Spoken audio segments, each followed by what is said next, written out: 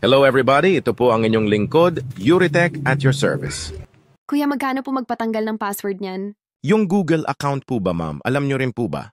Hindi na rin po kuya bigay lang po kasi yan sa akin ng tita kong kuripot. Okay po. So bale dalawa po ang i-remove ko dito ma'am ang password at ang Google account. So mga 500 na lang po. Naku po kuya, ang mahal naman po, bigay lang naman po yan sa akin. At saka 'di ba pinipindot lang naman yan dyan sa computer.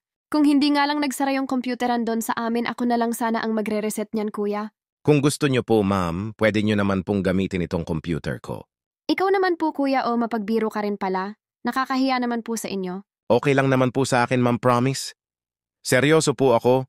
Joke lang naman po yun kuya. Wala naman computeran doon sa amin. And beside, di naman ako kagalingan sa computer. Bakit kasi ang mahal ng singil mo kuya password lang naman po yan? Sa totoo lang po ay mura na po yung singil ko po sa inyo. Ang karaniwang singilan po kasi dito sa unit ninyo ay 800 to 1,000. Pero dahil maganda naman po kayo ay... Ano po kuya yung sabi niyo, pakiulit nga po? Ang sabi ko po ay kahit malayo po yung area mo dito, ay talagang dinayo nyo pa po ako. Kaya ako na po mismo ang nag-adjust ma'am. Maganda kasi yung narinig ko Pero bakit yung dati kong pinatanggalan ng password ay 300 lang ang siningil sa akin Parang mas latest pa yun kumpara dyan sa unit ko. Ganito po kasi yon ma'am. Maganda ka po talaga maganda at naitanong mo po yan. Itong unit mo po kasi ngayon ma'am ay hindi kayang tanggalin ang password gamit lamang ang computer lang, kabilang po kasi itong unit mo sa mga Genie JTAG kaya mahal po talaga ang singilan sa unit mo. Ano naman po yung JTAG na yan panong iba Android cellphone lang din naman po yan.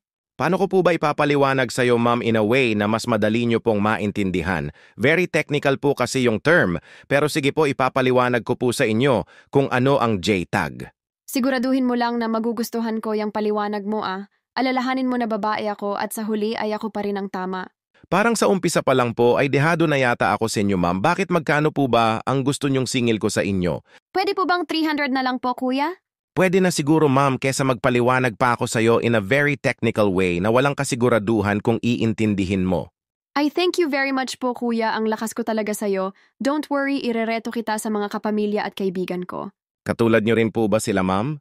Anong ibig niyong sabihin sa tanong niyo kuya? What I mean ay kung katulad nyo din po bang magaganda yung irereto nyo dito sa shop? Oo naman, katulad ko rin silang may mga issue ang phone, pero speaking of ganda, wala sila nun. Joke lang po. At kasabay ng pagtatapos ng usapan namin ni ma'am, ay natapos ko rin i-reset ang kanyang cellphone.